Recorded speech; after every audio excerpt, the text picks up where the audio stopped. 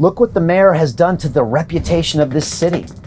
Nobody wants to come back here. Nobody wants to do business here. And the entrepreneurs don't trust the city to back them up with proper communication, proper regulations, and proper promotion. And to restart our city, we've got to prioritize getting our workers back and opening up London to both domestic and international tourists. And I want to finish with some thoughts on Heathrow Airport, because we're going through Hounslow, which is right next to Heathrow Airport.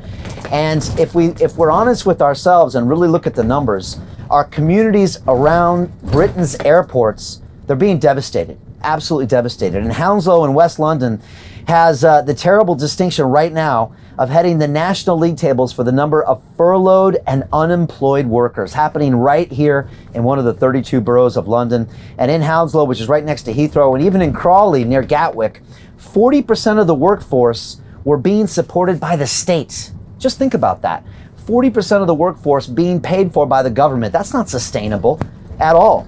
Now, across the country, 733,000 jobs in and connected to Britain's international and regional airports are now at risk from a prolonged downturn in the air traffic. And John Holland Kay, the CEO of Heathrow Airport, cited the expectation that the UK is, quote, on the cusp of becoming the first country in the world to safely resume international and trade at scale. And I like this point that John makes, because John implies that unless the leadership is in place, we are going to miss an incredible opportunity now to make London the center of the world. I believe we can take all the market share from Paris, Madrid, Frankfurt, all of the major countries and cities in Europe and take it for ourselves. And I want to say I appreciate all of our friends in Europe, but you know what? This is business. And I think if we open up, if we're proactive on business, if we find safe ways to get people back to work and back into theaters and back into retail,